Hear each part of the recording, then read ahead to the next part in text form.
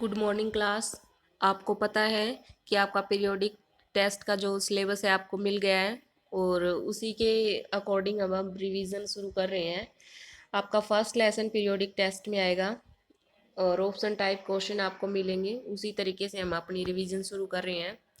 MCQ question है आपके first lesson के। इसमें पूछा गया है कि द फ्रेंच रेवोल्यूशन वॉज, क्या था फ्रेंच रेवोल्यूशन?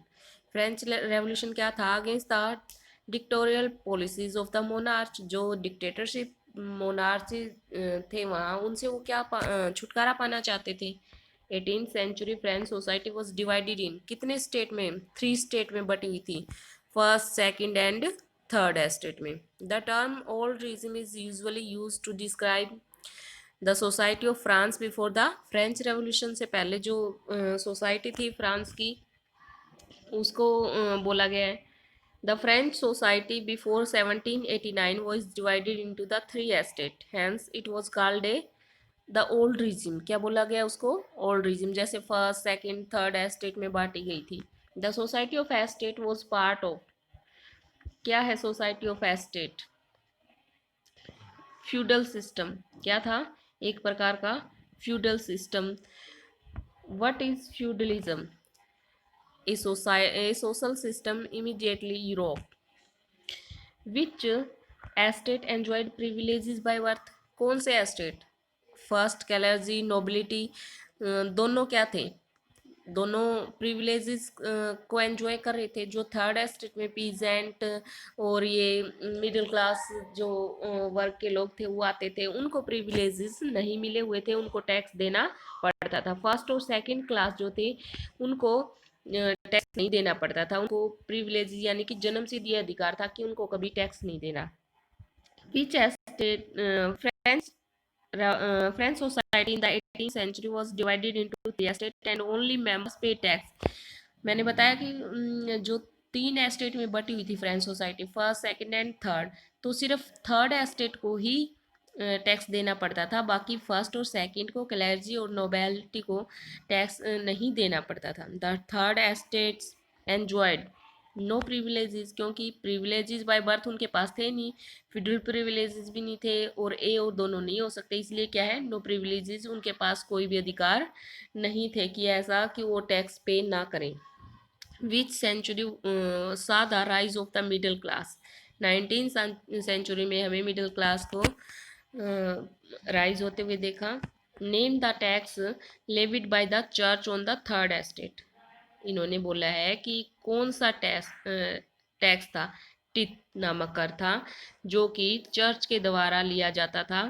जैसे चर्च के द्वारा अनुदान के रूप में लिया जाता था किसानों से, कई बार फसल का 5वां हिस्सा, कई बार 10वां हिस्सा। तो चर्च से के द्वारा ज़्यादातर फसल का 10वां हिस्सा, जो भी उनकी आय होती थी उसका 10वां हिस्सा चर्च के द्वारा एक कर के रूप में लिया जाता था। Name the direct tax. जो चर्च द्वारा लेते थे वो तो इनडायरेक्ट टैक्स होते थे। जो डायरेक्ट टैक्स होता था वो थर्ड एस्टेट से टैली नामक कर लिया जाता था। क्या था?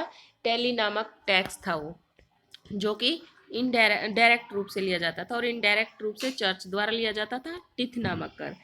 नेक्स्ट है complete the following statement which with appropriate words. The revolution of 1789 ultimately led to the excursion of the king. क्या था 1789 का जो रेवोल्यूशन हुआ वो क्या है? किंग को हटाना चाहते थे वहाँ से, जो डिक्टेटरशिप उनकी चल रही थी वो ख़त्म करना चाहते थे।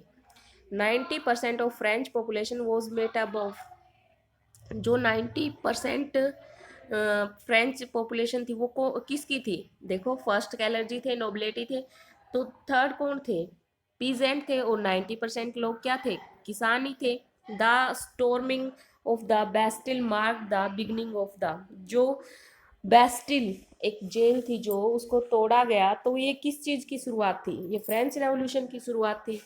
आपने देखा है लेसन में शुरू किया गया है कि उन्होंने बोला था कि जो फसलें हैं वो नष्ट कर दी जाएगी, ट्रूप्स को छोड़ दिया गया है राजा के द्वारा, ऐसा उन्होंने सुना है। यह अफवाहें फैल गई थी जिस वजह से लोगों ने जो बेस्टिल की जेल थी उसके ऊपर धावा बोल दिया था और उनको लगा था कि हथियार मिलेंगे और वहाँ से जो प्रिजनर थे उनको मुक्त करवा दिया गया था। तो यहीं से शुरू हुआ था French revolution. French society in the 18th century was divided into three estate. किसमें? जो फ्रेंच सोसाइटी थी 18th सेंचुरी में, वो थ्री एस्टेट में बांटी गई थी।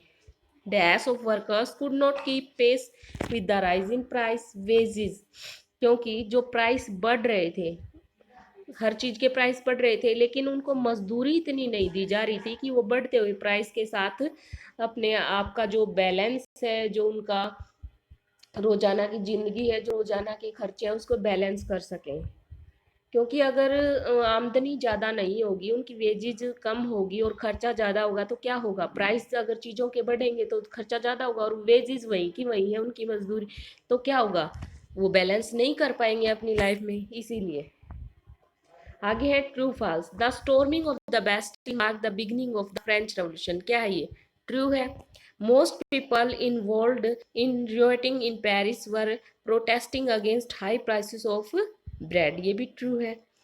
The term old regime is usually used to describe the society and institutions of French before 1774। तो ये 1774 से पहले जो ओल्ड रीजन वर्ड यूज किया गया, उसके पहले की जो सोसाइटी थी उसको वर्ड उसके लिए यूज किया गया है।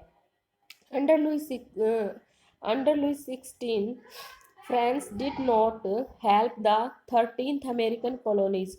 क्योंकि क्या था, ये तो मेन चीज़ रही है इसमें, 13 जो अमेरिकन कॉलोनीज थी उनको इंडिपेंडेंट करने के लिए ही इन्होंने क्या किया था, उनका साथ दिया था लुइस 16 ने, और उसी वजह से बहुत ज़्यादा कर्ज इनके ऊपर हो गया था, जिसके कारण लोग उदास हो गए थे और फ्रेंच रेवोल्यूशन शुरू हो गया था। ये क्या है?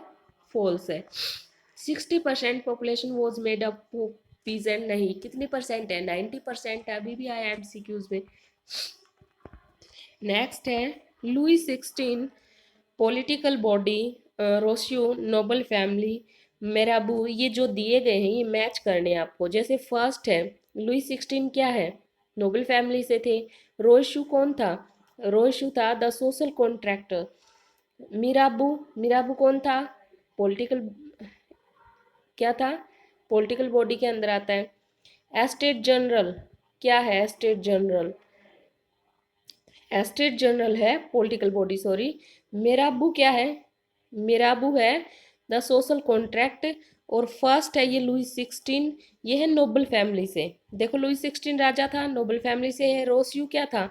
एक सोशल कॉन्ट्रैक्टर था। मेराबू क्या है?